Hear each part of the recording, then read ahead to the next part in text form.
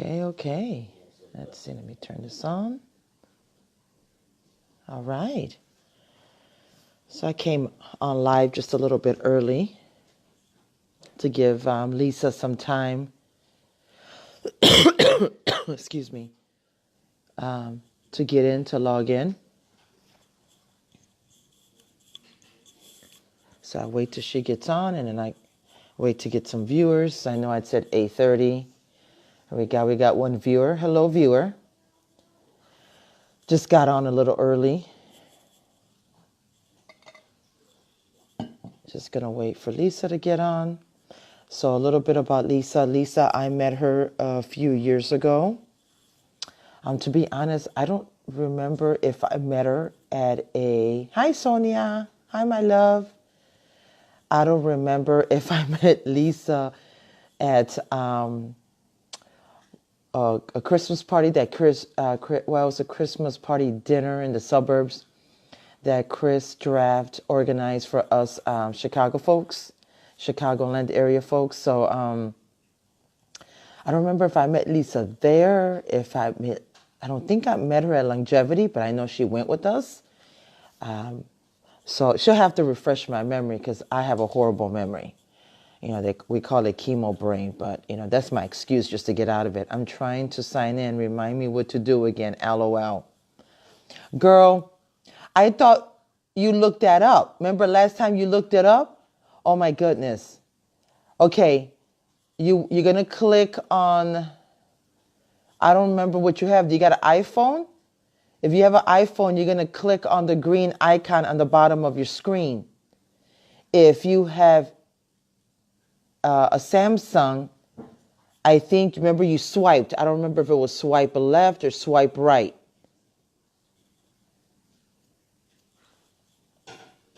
Didn't I just text you about this earlier and you said, oh yeah, I know how to do it. Oh my goodness. Lisa's funny, guys. And we argue, so don't think that we're like being serious. No, that's one thing about all of our relationship. We argue, but it's a play argument, and we call each other out. But hey, that's what sisters do, right? So, anyways, hurry up, Lisa. So, anyways, yeah, I met her, and she automatically, became, like in our little Chicagoland group. And, we try to do things, meet up, and we have our annual holiday parties. And, if someone's celebrating their cancer anniversary, we go out and have dinner and do stuff like that. But they always make me drive to the suburbs. They never want to come to the city. So, and of course, we don't have fancy bougie restaurants in Northwest Indiana. They won't come over here.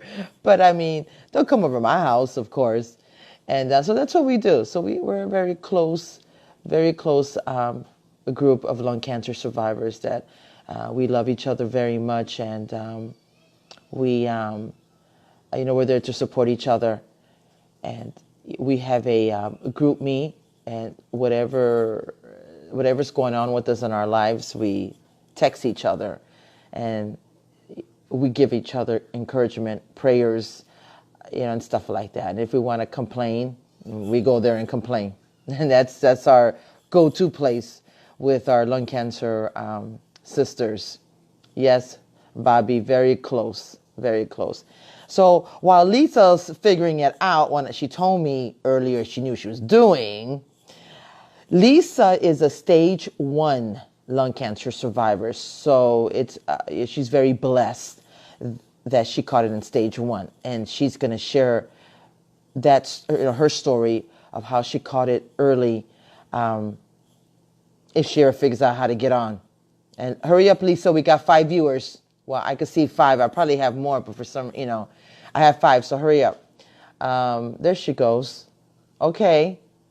Request to join me, sweetheart. Let's see. Can I do it? You got a request to join me. I have you on here, but it's not letting me add. Okay, now you're watching. Request to join me. What do I do? Can you invite me? No, I can't invite you. You got to invite yourself. So you're watching, look in the bottom of your screen. Is there something that says to join me or to invite yourself or something like that? I have you up here. I can't add you. You have to request. Come on, girl. Where do I do that? LOL. Oh my goodness, I'm going to choke her. I don't know, Lisa. What do you have, an iPhone or a Samsung? It should be at the bottom of your screen. I don't see anything. Hold up. Okay, swipe. I think, remember something about swiping left and right. Try that. Yeah, my videos are funny. Well, my family trying to get on, my lung cancer sisters trying to get on. We're a riot. So in the beginning, it's always a little slow, but once they get on, we get a ball rolling. So yeah, so she's I'm on my computer. Oh, I don't know anything about the computer, girl. You might have to use your phone. And then I know you have to turn it sideways. Yeah, it's hard to go to join me on computers because I tried to do that before. Yeah. You need to get on your phone, Lisa. Even Bobby said you need to get on your phone. And you got to turn it sideways. Make sure you have your some headphones. Sorry, girlfriend. Okay. She said okay. So like I said, Lisa, stage 1. She is, her survivorship is 2 years and 9 months. And she had texted me and told me that today for her interview that she wants to touch on early detection, early stage advocacy. I'm sorry. I wrote this down. And survivor's guilt. I know about survivor's guilt. I have it too. Because when I meet wonderful, outstanding, amazing lung cancer people and their time is cut short, I get survivor's guilt. Because I'm like, why am I still here and they're not? And it's painful, and I'm trying not to cry. I pray every day. I pray and pray that, oh my goodness, hurry up, Lisa. I pray that that they could live longer so they could see their children grow, get married, or if their children are grown and they have grandchildren, that they could be there for the grandbaby. Now that I'm a grandma, that's all I think about. And I push myself and I tell myself that I'm going to live. I tell myself I'm going to live to 130. I know that's off and people laugh. I'm so sorry. Get on your phone, Lisa. Get on your phone. Come on, girl. Hurry. Chop, chop. And, I want to be around for my granddaughter. I want to see her grow. Most likely she's going to have a quinceañera. I want to be there for a quinceañera, at least her high school graduation. I know my mom wanted to be here to see my youngest, who's going to graduate this year, And she told my friend, not my friend, her friend that lives next door to me, her name is Teresa. She told her, I got one more left to graduate. And she was so looking forward to seeing my daughter graduate. And she didn't get to. There she goes. Okay, it's Addie. My mom didn't get a chance to see her graduate, but I know she'll be there in spirit. So I know all too well about the survivor's guilt. So it is adding Lisa, and she could get on, share her story. Oh my God! She did it, guys. She did it. I'm such a spaz. I'm sorry. It's okay, girl. It's Oh, okay. wow. You made it. That's like when you said computer, I was like, no, you might have to use your phone. It's okay. I'm here. Yes, you're here. Yes, you're here. So everyone, this is my wonderful lung cancer sister, Lisa. Hi, everyone.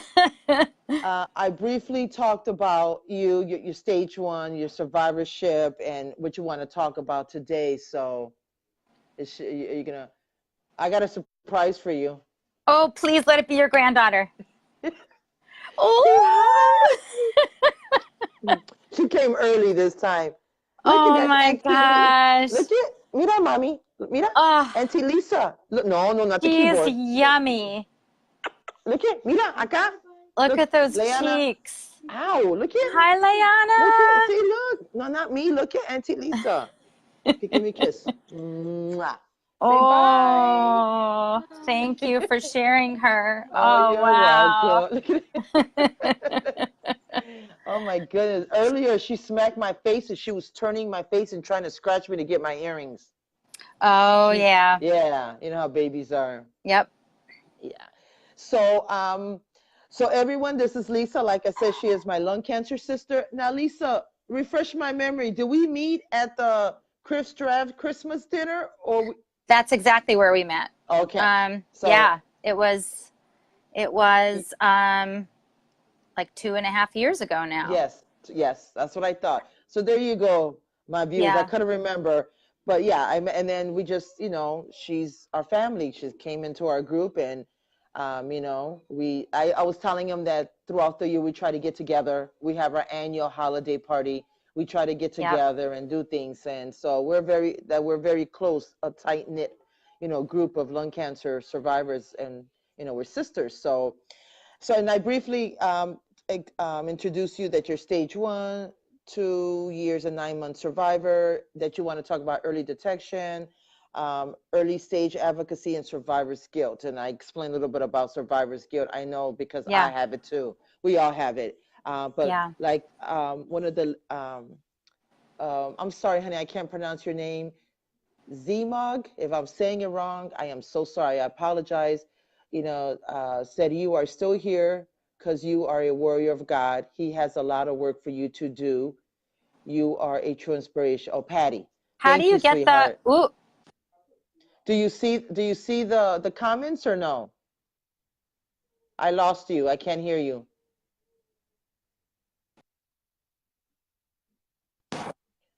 Okay, she's having. Okay, there you go. yeah. How do you, Okay. I don't see any of the comments. You're just going to have to tell me because Yeah, I'm I afraid will. I'm afraid if I mess with this that I'll mess it up.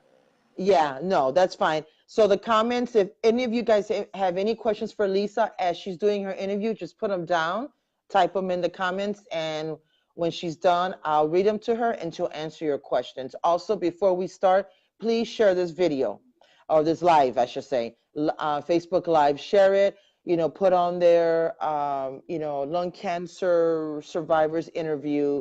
Everyone knows my name is Thriving and Hope with Juanita. So please share it. We need to bring awareness. We need to get the word out. So I'm going to hand it over to Lisa and have Lisa start and share with you guys her amazing story. Take it away, Lisa. Thank you, Juanita.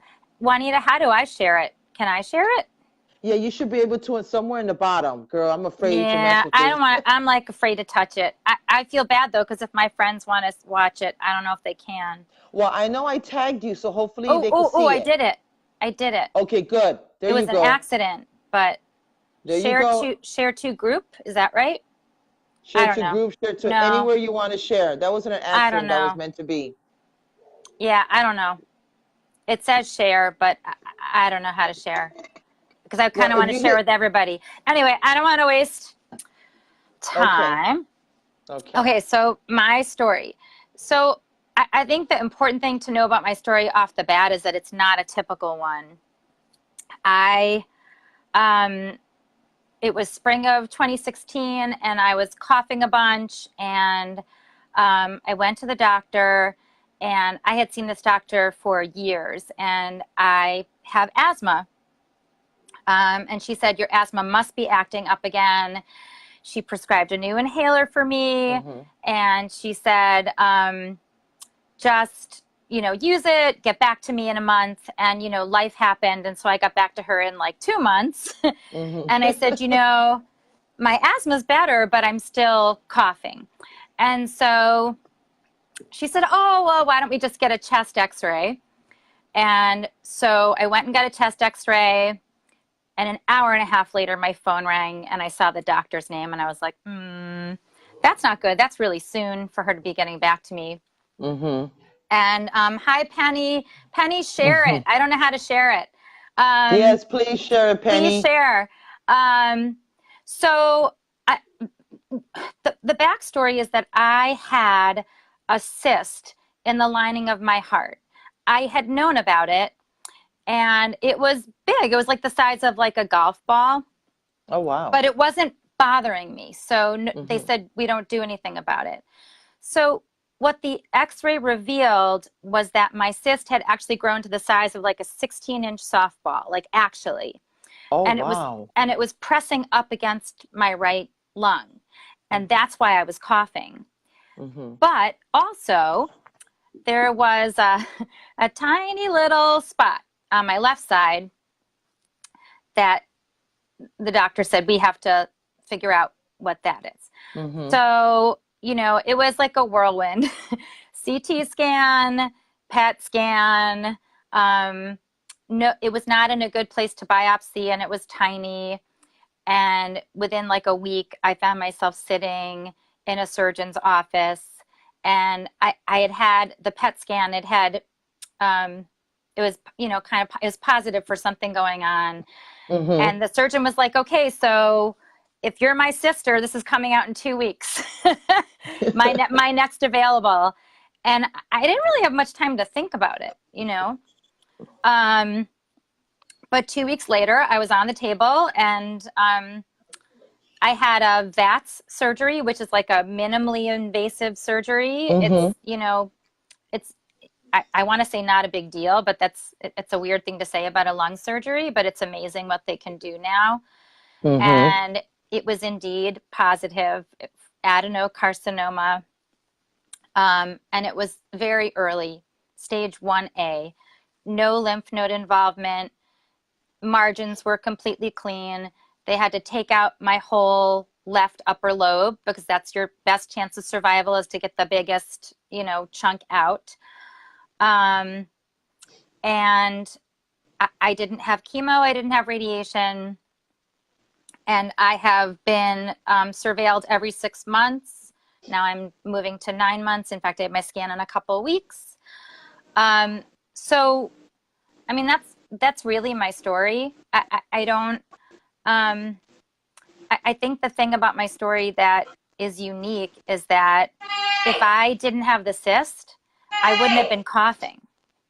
Mm-hmm. So it's kind of like the cancer wasn't causing anything. So without the cyst really saved my life. Yes. And I think when you talk to just about every stage 1 survivor, they have a similar story.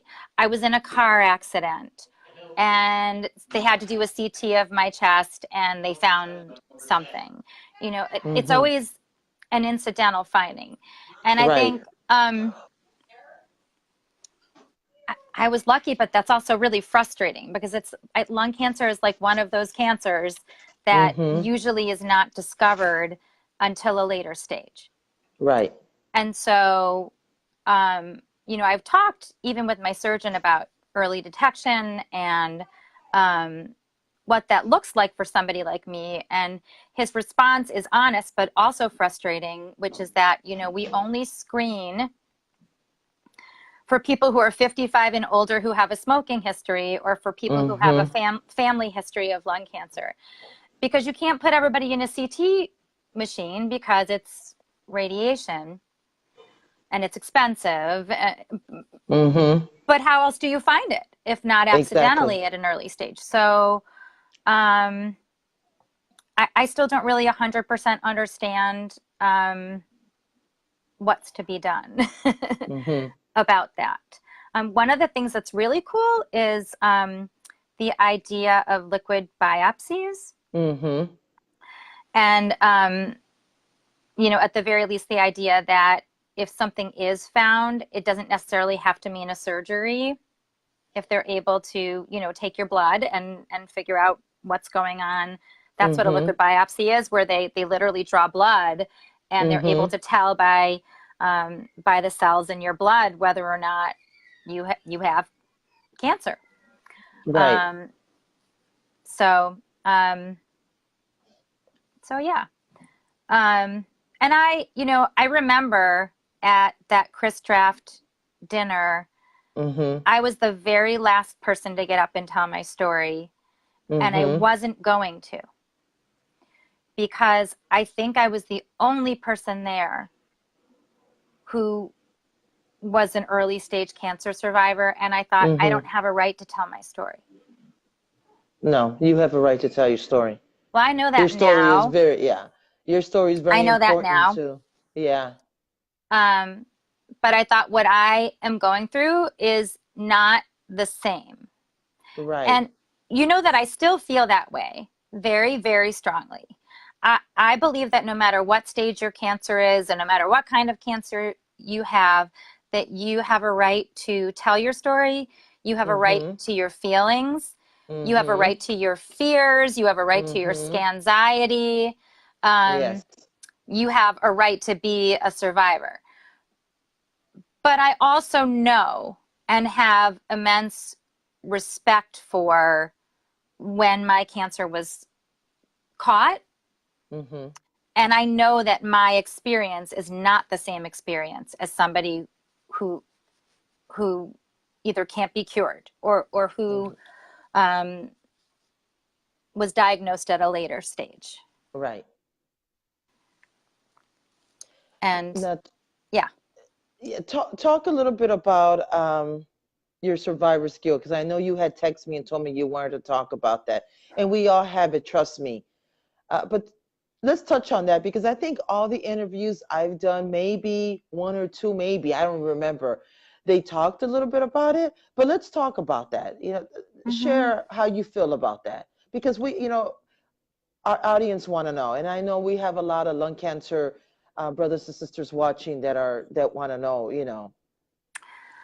So I think my guilt, uh,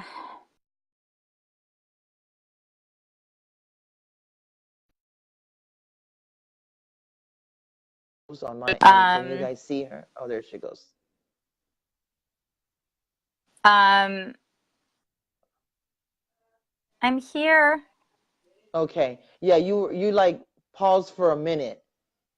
So I Oh, don't know I if don't anyone know. could. My hands are Yeah. off the phone, I promise. Yeah. um, um, you got a lot going on in your house, Juanita. my daughter, she wants to come and mess up the video. She wants to make an appearance. Come on. No, don't make noise. You could come say hi to Lisa. That's it. Lisa is one of my lung cancer sisters. Hurry up. Time is precious, little girl. This is my senior. She's graduating. Ah, Say congratulations. hi. Hello, I have a senior too.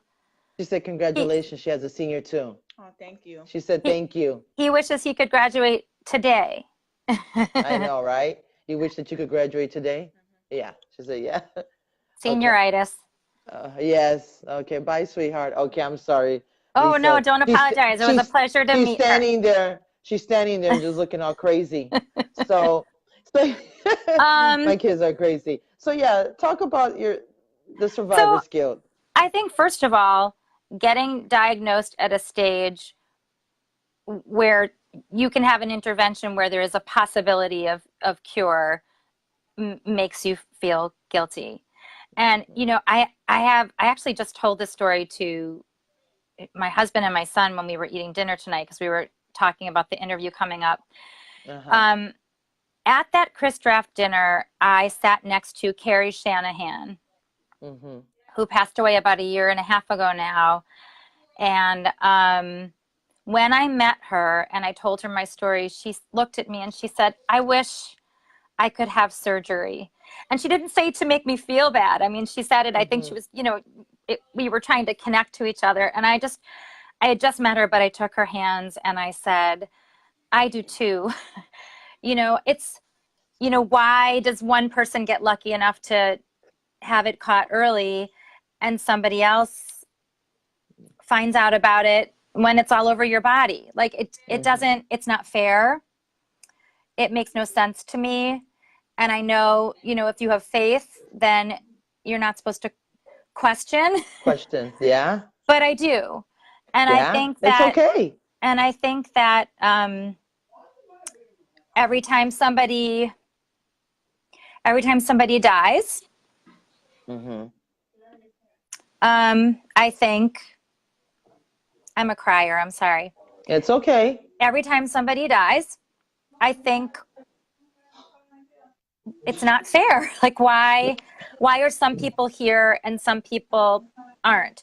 Why does one person respond to a targeted therapy and another person who has exactly the same cancer not respond?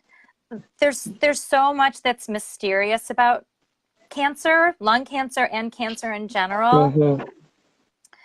And I think that my guilt comes from a sense of like I don't understand why some people get to stay and some people have to go. And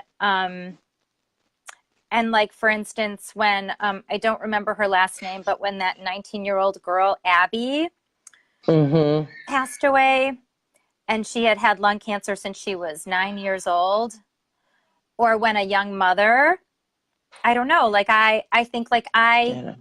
I've already been here for 50 years. Like you could take me if you want to. Let this mom be with her child. Yeah. You know, like it's I know it's hard. it's they're messy feelings, you know? Yeah. I know. Like that one, God, I can't remember her name. Young mom, her baby wasn't even maybe 2 years old. I can't remember her name. When she passed, I think she was Canadian. I can't remember her name. Elizabeth. Is it Elizabeth? Mm-hmm. She left her little one behind. Mm-hmm. I was like, like when Nicole passed, she still had a child that's young. Yeah. When all these, brothers and sisters die and they still have little ones, I'm not sure if Mark was young. Matt, I think they were younger than me and you. Mm-hmm. And, I think Matt's kids were older, but he had his grandbaby. Yeah. Mark, I think he had younger kids. And it's like, I see that, and I try not to get mad or upset, Lisa, because I have to remember that, you know, it was probably their time. Whatever purpose they had on this earth to do for God was done, was met. And maybe ours isn't. Maybe we're still on, I won't say maybe, I just believe that we're still on this earth because we still got work to do. You're stage 1, I'm stage 3. So maybe you talk about sharing your story and survivor's guild and early detection and all that, and maybe that's why you're still here to help those that are stage 1, stage 2. I'm here.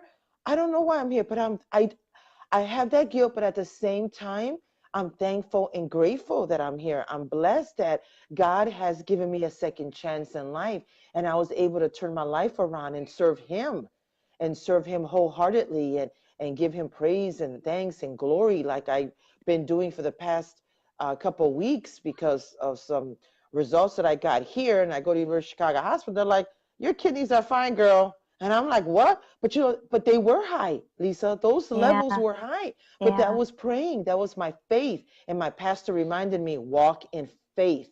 And I had to remind myself, and I had to remind myself, if he healed me from cancer, he didn't bring me this far and gonna take me away from my granddaughter. And so therefore, I mean, if he could heal me from cancer, he could heal me from some kidneys. And he did. It was Mm-hmm. like that. And so I think we're still all on this earth, you and I, Bobby, our Chicago peeps and our New York sisters, and think we're on here because we still have a purpose. God has chosen us to do what we're doing. I believe that, and Mm-hmm. brought you into my life and me into your life, and there's a reason. And I think us uniting, us the way we are united, and me doing these videos and sharing stories, and you doing your advocacy for early detection and early stage and all that, all that stuff. We're making noise, we're bringing in awareness, and we're making a change in lung cancer. So Mm-hmm. when we go peacefully, we know that we left an impact on this earth.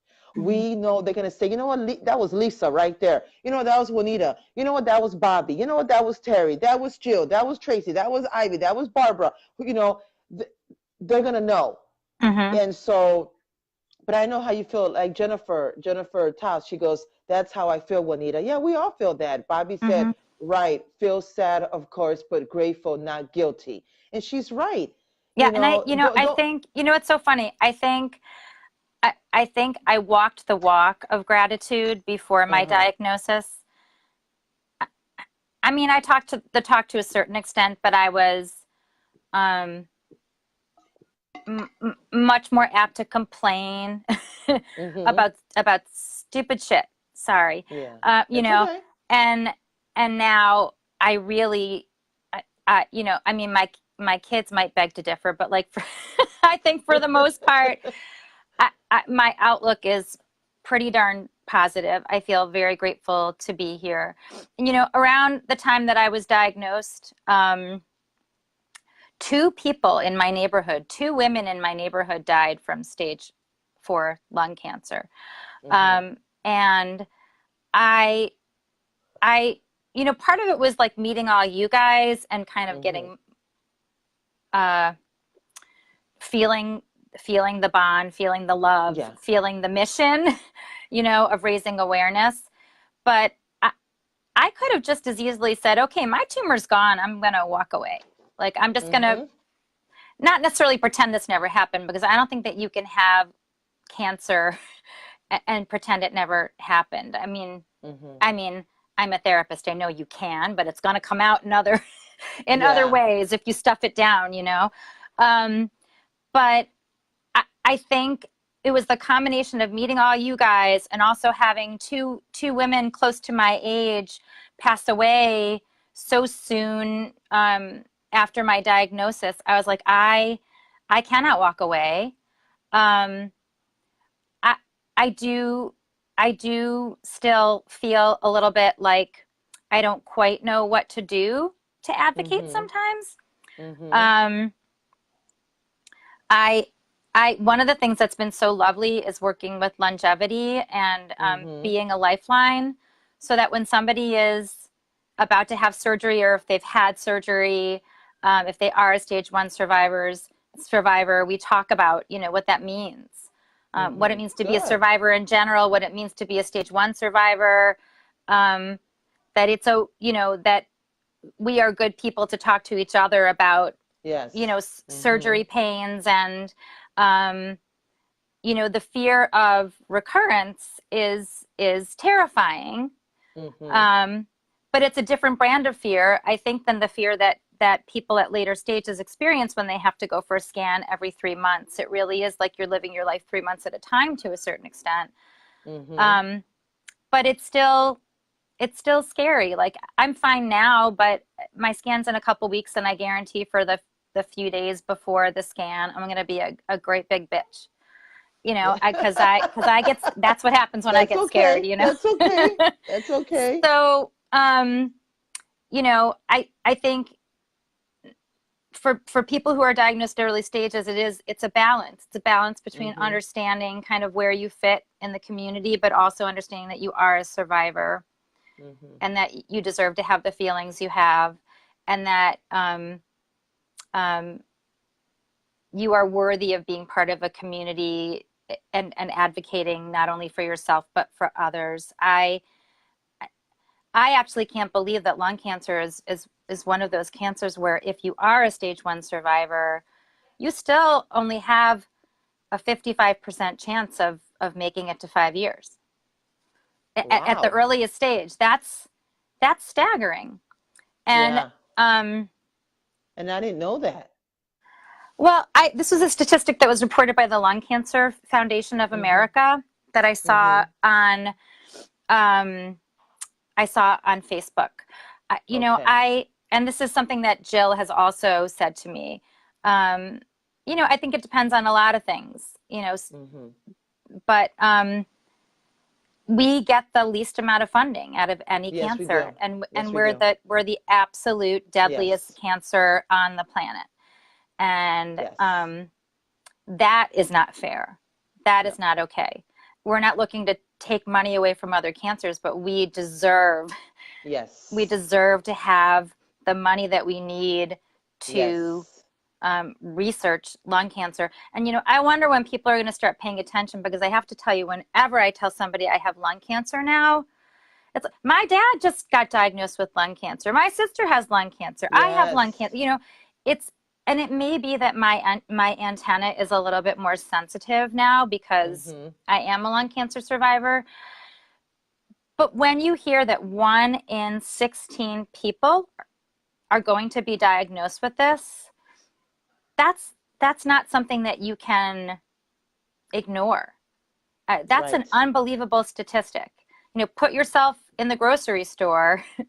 I mean, I know that's not how stats work, but if there are 100 people in the grocery store, don't make me do math, but that's a lot of people that are going to get lung cancer. Yes, I agree. So why do we still have to fight the stigma and the image that, if you have lung cancer, you're like a wrinkly old man Hmm. in rural Yes. Idaho, with one of those things, like that's Yes. that's who gets lung cancer. No, I have it, you have Yeah. it. Um, Lung cancer survivors are hot ladies and gorgeous men. Exactly. That's right. we, And you we know, matter too. we matter too. So Yes. I don't think that that's something that you can walk away from no matter what stage you're Right. diagnosed at. Exactly. And we shouldn't be um we always talk about the stigma. The stigma has to stop. They don't understand that right away. Oh, well, did you smoke? And you have some people that ask you, not with attitude, if I should say, or not being be mean. But I had some people says, "Oh, I'm sorry, but did you smoke?" Like, they're very sincere about their question. They're not being. And then you got some people like, "Oh, well, honey, no one told you to smoke. Smoking causes lung cancer." And so you have them people, and then Right. I have to educate them. No, lung cancer is also, a non-smoker's disease. Anyone could get lung cancer. Well, did you check your house for radon gas? Do you live in a heavily polluted area? But Lisa, the more I think, I'll never forget. I don't remember, it was my second or last chemo, and I was home, and my nephew came over to see me, and he was, in my room, sitting on the edge of my bed. And he goes, "You know what, Auntie?" I go, "What's up, sweetheart?" And in Spanish, we call him, his name is Angel, but I grew up calling him Papito. So Mm-hmm. it's like Papa is like dad, so it's like little dad. But it's just like a terms of endearment kind of name, like in Spanish we call the kids Mijo. So, we just gave him the nickname Papa or Papito. Well, that's like So in, I had in, told in him, Yiddish, we say mamala and tatala for little mommy and yeah, little daddy. Yeah. yeah, Yeah. yeah. So I told my nephew, I go, what's up, sweetheart? What's up, papito? He's like, Auntie, I don't think air pollution here where we live in gave you lung cancer. I'm like, no. I said, well, I don't know what gave me lung cancer, sweetheart, but I'm here and I'm fighting. He goes, I think it was secondhand smoke. He goes, I think it was all the years. Um, Uncle Steve is a DJ. He DJ at clubs, at bars. You were with him. You every weekend and hell, that's. You know what? He got me thinking, and I've been thinking that for years now. Now, this was when I was after my chemo. It's been This will be my 5-year cancerversary this November. So Yeah. when he told me, I know we got to plan something. Um, when he told me that, I was like, he's right. And then I look back, I'm like, when I was growing up in the 70s and 80s, you could smoke, of course, all restaurants. You could even smoke in the damn hospital, emergency room, even in your room, Right. you could smoke. And the airport, on the My no, my airplane. my favorite thing was on the airplane because they'd have like a sign that said no smoking section, but then the people would be smoking right in front of it. Like Exa- there's no smoking section on an airplane. exactly. Because that smoke, Yeah. travels. So it was like everywhere you went. And then Yes. the more I think about it, I'm like, well, it's people like our age, middle class. So I was diagnosed, almost 5 years ago at age 46. And people are still being diagnosed. Who's to say that all of us that inhale that damn secondhand smoke all these years, boom. years later, our age, we get it. Who's to say that's not the cause of it? You know what I'm saying? I Hi, mean, Barb. hey Barb, you know what I'm saying? We don't know, but he got me thinking. And I'm like, you know what? He's probably right. All those years inhaling that, who's to say that that didn't cause it? And it's Bobby true. said there were ashtrays in the armrests on airplanes. Yes, there Yes. were. Oh my goodness. Yes, they were, Yeah. girl. I You remember know, that. I'm telling you, I used to travel a lot with my mom when I was younger. I remember that. one of the reasons I think too why people say did you smoke? I think there's if you're not a smoker and you get a yes I smoked, then you can put some psychological distance between yourself and that person, Like, oh, Hmm. there's a reason she got cancer. You Yeah. know, the bottom line is most of us do not know the reason why we got cancer. Right. We don't. Any cancer. Like, why would you get pancreatic cancer or breast cancer or colon cancer? Right. Like, nobody really knows why they got cancer. Cancer is stealthy, elusive, mysterious, and Yes, it is. and there's just no to dwell on that is wrong. The other thing is, like, I truly believe, and I know that you do too, and most survivors do, if you smoked, you don't deserve lung cancer. It doesn't matter Exactly. if you smoked. Exactly. Yes. I agree. I agree. So, and then we have the other percentages, former smokers, the ones that quit and 10, 15 years later they get it. So so when they say, well, it was self-inflicted, I'm like, okay, so she, Sue here, I always use the name, Sue, Mary, whatever, when I'm Yeah. talking about, like Jane Doe. I'm like, Yeah. okay, Sue here, whatever here, Mary here, they quit. So they deserve it. I mean, the stigma has to stop, people. The stigma has to stop. Now, I personally don't like to be around cigarette smoke. Even when I used to go with my husband to the bars, I'm like, oh my God, I'm gonna come out of here, or the clubs. I'm gonna come out of here and smell like cigarettes. And I did. I hated that smell. I'd get up in the Hmm. morning, shower, washing my clothes because I hate it. But hey, I was young. My husband was a DJ. I wanted to be up in the party, jamming it up with my friends. Well, I used to sing in bands and clubs. See? Yep. And So, your hair smells. yes. Oh And God, my yes. I my had to parents always. my parents also smoked. But you know what? Here's the other thing. Like, I also, lived in a city for 10 years. I grew up in Providence, Rhode Island. It is like Hmm. the costume jewelry capital of the world, believe it or not, Rhode Island. Hmm. And so there are all kinds of plants and chemicals in the air, and a lot of young mothers um, Hmm. got cancer. And I don't know why, but for some reason it seemed like more women were getting cancer when I was growing up. Like, a lot of my mom's friends passed away before their time, and it wasn't Oh always wow. lung cancer, but um, like I It said, was a form of I don't think cancer. there's any way to really know why anybody gets any kind of cancer. You know, I don't think there's any way to know why somebody can drink and smoke cigars their entire life and live to be 100 like George Burns, and somebody could be Yeah.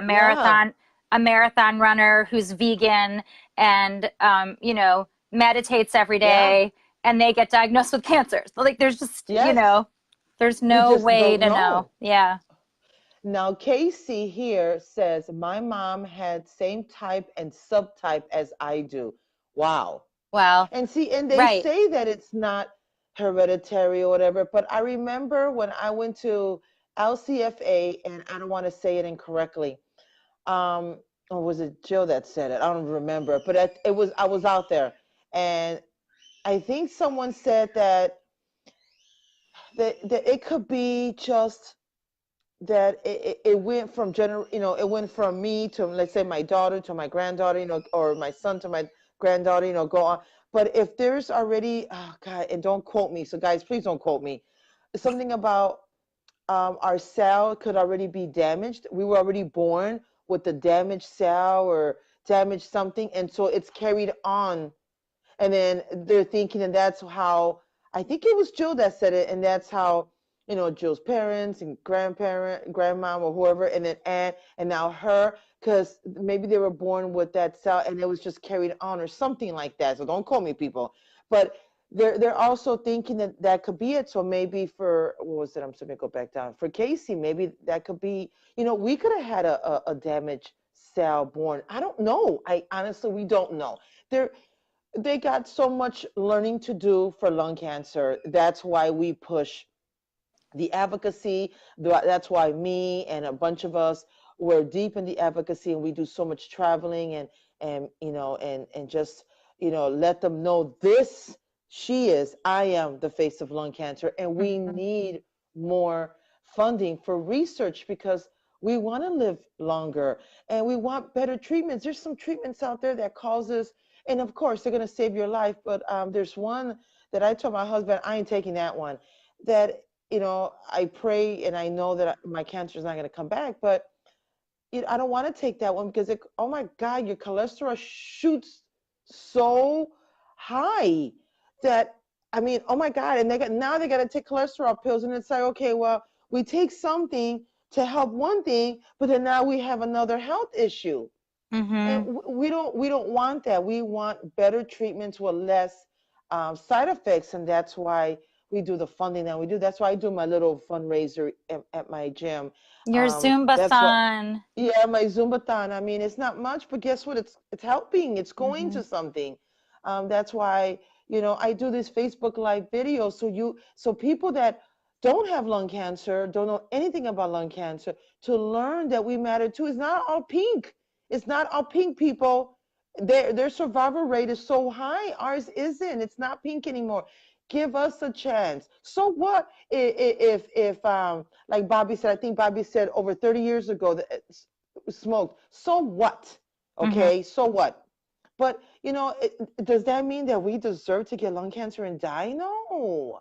So Mhm. please stop the stigma. Educate yourself. Help me. Help Lisa. Help the lung cancer community make some noise. You know, if you ever see anything out there to donate for lung cancer, trust me, it's going for lung cancer research. Longevities is one. Lung Cancer Foundation of America is another one. The Bonnie Adario Foundation, that's another one. Mhm. Those all go for lung cancer research.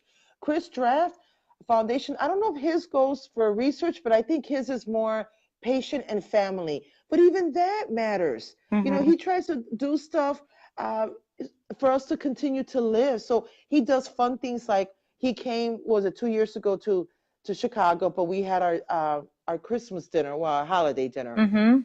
uh, holiday dinner, and it was in the suburbs, which I'm always driving to the suburbs. They never come to me. No, I'm just I'll kidding. come to you. I know, and I was saying that earlier. So every time we meet, I gotta go to the suburbs. Okay, we gotta meet in Chicago. I love the city. So we went out there, and he did that. He got the place. We had dinner, and Mhm. he did that for us. And Steve was able to go because I told Jill I'm not driving over there. It was winter and it was snowing, and everyone knows I hate Yeah. driving in the snow. You know how I get paranoid. And I'm like, I told Jill, Steve's got to come. So Steve came and he got to meet. And that's when I invited my friend Michael. Unfortunately, he did pass away. Remember Michael? Yes. Michael Sudi, yeah. Yes. And he was from Indiana. He moved to the suburbs because he went to go live closer to his job. But he's originally from Indiana, and we lost him not too long ago to lung cancer. And he went, and he was so happy he went. And that's what Chris He Draft was he does. was And brand newly diagnosed at the time. yes, yes. And he Mhm. was doing really well with some targeted therapy. I don't know what, but then it turned worse, and they did other options, and he just didn't, you know. And my husband used to work with him, so it's very hard on us. I remember Mhm. when he used to work with my husband, so it's very hard. And when I found out he passed, I was like so devastated. And Mhm. I try not to get depressed, but I do. I end up crying and getting depressed, and I know it comes with the territory. But I am so blessed that I was able to invite him, and I'm so blessed that that he was able to go, and for that one night just to meet us and to have fun, Yep. and so blessed that And to we all gave feel, him that hope. yeah, and to feel that you're not alone. I mean, Right. I think that's one of the greatest gifts that this community has given me is, Yes. we always talk about how we're each other's silver linings. This is the Yes. club that nobody ever would want to join. No thanks. Yeah. um, but wow, I mean, like the people, and what's so great is I feel like our community is like mind-blowingly fabulous people who, even if you didn't have lung cancer, I would be so grateful to have you in my life. The fact that you have lung cancer is Right. just a bonus.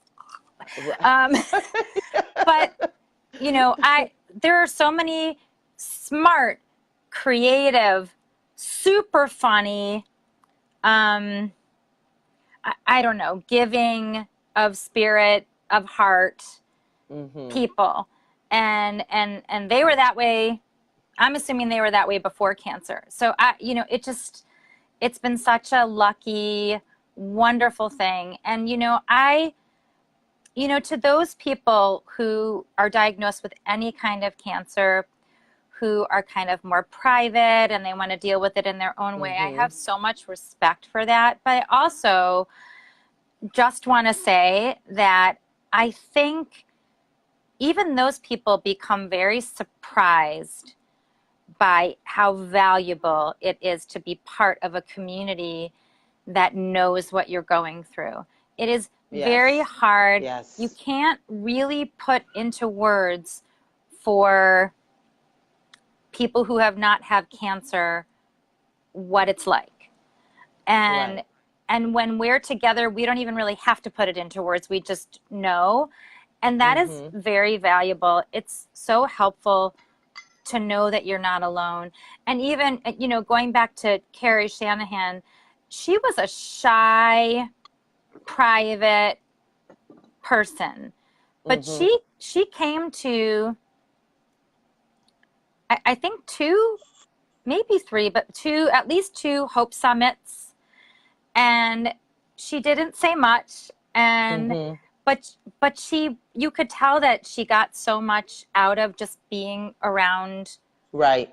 other lung cancer survivors. And I think, again, no matter what, if you're ever diagnosed with any kind of cancer, give reaching out to others Mm-hmm. a try, because Yes. even if you are private and shy and think that you want to deal with this by yourself, you might be surprised by how powerful it is Right. to be around other survivors, and the idea that being around other people who have cancer can give you strength, can give you Yes. hope, Yes. um, can help you to put your diagnosis in perspective, Yes. can show you that people with cancer are not dying, they're living.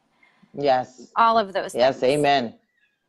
Awesome. Great word of advice, Lisa. Great word of advice.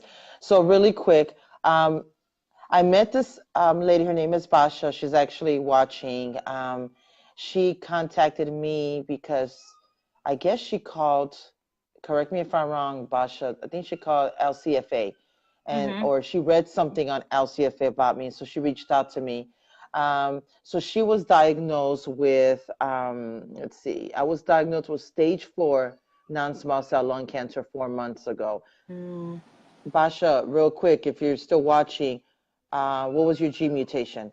And she says that now she has asked her 21-year-old to request his PCP for a low intensity CAT scan as part of his annual checkup. And that is correct because my sons are firemen. So I told them 24 and 25 years old, I go, I don't care. I said, every year, you're going to go to the hospital. It's only like $49.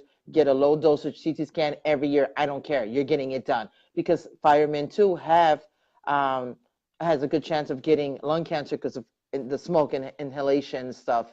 Um, in the case he said, super scary, I have my daughters who I have to have genetic testing done for. That's good. Mm-hmm. Oh, and Bobby said, Steve said he's having a barbecue this summer, so we'll come to you. Yeah, he did. So get ready.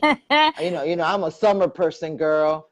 Um, And Casey said, other survivors are so inspiring. Yes, yes, they are. Yes, yes. That's why I do this, Casey, because I want everyone to get a chance and share their story. For right now, I'm only doing it on Thursdays. Sometimes I'll switch it over and do it on Fridays if they can't.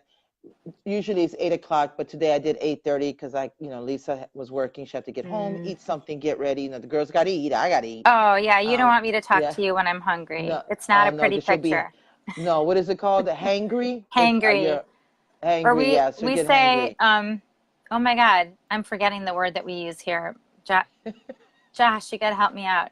So food. This is terrible. I'm not remembering. Yeah, But yeah, it's okay, hangry. girl. Hangry, something like that, yeah. Yeah. Yeah, yeah. Basha said she saw my story at LCFA, so she reached out to LCFA for contacting me. So that's how she did it. So thank you. She goes, I'm happy I did. So am I, Basha. And I think she got the travel grant. So I'll be meeting her in person at the Hope Oh, Summit. Yeah. Basha, I So wish I'm I looking could for. meet you. I was looking forward to my third Hope Summit, but I have a family commitment that's not going to allow me to Yeah. go this year. But Yeah. I'm happy for the family commitment because it's a happy thing. But I, Yes, that's good. I, I got to tell you, that it's one of my favorite times of the year Eh, is being surrounded by all you guys. It's Yeah, I know. It's okay. This it's next really year. magical. This next year. Yeah, Yeah, and there's there's always next next year. year. And then, we'll do something here. And remember the barbecue C's gonna have. And don't worry, we'll get together, girl. Yeah, I know. I see you I guys. Yeah. Yeah. So next week, guys, next Thursday, I'll be interviewing Sandra. She reached out to me that she wanted to share her story. And so I got to get information. But next Thursday, I think hers is at 8. Sandra Ellender, if I'm saying it right. Yeah, Sandra Ellender. So I'll be interviewing her next Thursday. And then Hi, the Cecilia. 18th. Hey, Cecilia. Sorry. Sorry, I didn't mean to And then, interrupt you, honey. no, it's okay, girl. Go ahead. And then the 18th, I'll be interviewing Tabitha. She also reached out to me on Facebook that she wanted to share a story. Now, on April 25th, I will not do a Facebook Live. I will be flying out to DC for Longevity's Hope Summit, which the name, they changed it, International Survivorship Conference something. I don't know. So I will be flying out that day with my husband. So there will be no Facebook Live on the 25th Oh, but unless you should do something live from I got to call it I Hope was, Summit, but you should do yeah, I something know. live from there. I was thinking about that, but the only things on the 25th is that I was invited to go to the gala, to their gala, and I Oh, and they invited us because fancy. I know, girl, I got my fancy dress, I got my bling bling and everything. But they invited us because I did a campaign video for Biomarker. Mm-hmm. And remember when they came here to my Yep. house, and it's in English and Spanish. I did it in both. Girl, Spanish was hard because I mean I know Spanish, but oh my God, those words I had to Google it and had to practice Oh, that's hilarious. Well, they're not usual it. words for Spanish for your Spanish Exactly, conversation. Yeah. girl. I was like, what? So I had to practice, practice, practice, and then say. So, and I think because of that, they invited us. So I'm super excited. I told Steve he's got to get a tux. He goes, I'm not wearing a tux. So I don't know what he's going to wear, but I got my Oh, Steve, dress. you have to wear a tux. You'll look so Tell him. handsome. Tell him he's got to wear tux. And so I got my dress, I got my shoes, I got my bling bling because I saw paparazzi, so I Yes. got my stuff, and so I'm excited. So I know that I can't do the 25th, but I could probably do it the 26th, that Friday. So maybe I'll just pick someone that says, "Hey, you want to share your story? Come on." And then do it, and just for my phone, and maybe Steve could record us. But I was thinking that I Or, was. or, or you So know what? You could do a video from the hotel bar and show everybody how lung cancer survivors party. there you go. And then I can have everyone talk. Want to say something? You want to say? There you go. That sounds awesome. Yep. So yeah, I might do that. So that'll be probably the 26th of the end of the month when I'll be in DC for the Hope Summit. So guys, thank you guys for watching. Thank you for listening to Lisa's story. If it relates to you, or if you know someone that was just diagnosed with stage 1, even stage 2, and you want to reach out to Lisa, I tagged her. So look for her on Facebook, or, reach out to me, and then I'll Yes, send you please. Or the you can information. contact Longevity. And Yes. Juanita, thank you for so much for, I can't speak anymore. Thank you for It's okay. inviting me to do this. Oh, you're And thank welcome. you, everybody who listened to me babble. It's okay. It's like Bobby said, fabulous conversation. Love you both so much. We love you too, We Bobby. I love you, love you. Bobby. And then my friend Judith, she goes, "Girl, you are the one. You are one of a kind. Keep the conversation going." Oh, Yes, you thank are, you. Juanita. Thank you, Judith. So yeah, anyone out there, lung cancer survivors, if you guys want to share your story, please contact me. Don't be shy. Your story is just as important as anyone else. Everyone's story is different, and every story does help someone out there. Trust me. And if you're not a lung cancer survivor, if you're just a cancer survivor, period, of another kind, yes, contact me. I do those too. I already did 2 breast cancer interviews. So please, I am booked. Let's see. I am booked all of June. June 27th, actually, another lung cancer sister, Samantha, wants to do it that day. So I'm already booking for July. And I have to be careful with July because we usually take our family vacation. But if we don't take it in July, then I'm good. August is going to be kind of iffy. I know for sure August 15th, I won't be here. My daughter turns 21, so we're going somewhere. So I know that. But other than that, I'll keep everyone posted. So if anyone has a story to share, please contact me. You want to talk to Lisa, contact Lisa. She'll be more than happy to talk to you and help you get through whatever it is that you're going through with lung cancer or cancer. It could be stage 1 of any cancer. It Contact could Lisa, be. trust me. Just contact her. Also, my YouTube. I only had 10 subscribers. Come on, people, help me out here. Subscribe. Wait, you have a Come on, make YouTube? it big. Yeah, I started, and I have to ask, you're okay if I put your video on YouTube, right? Oh, yeah, I don't care. Sure. Okay. Great. Yeah, someone gave me problems, girl. We won't go there. All right. So Yeah, no, it's so yeah, totally fine. yeah, because it's sharing, it's educating, it's bringing awareness, we're advocating, we're doing all that, and I hashtag like LCFA, I hashtag longevity, all the Hmm. lung cancer organization, because I need, and I want researchers and oncologists and doctors and medical professionals to see this, to see us, the survivors, look at these videos, get to know us, all of us, So yeah, I they're think on that's right. YouTube. So please subscribe to my YouTube channel. I know everyone keeps asking me what is my YouTube channel.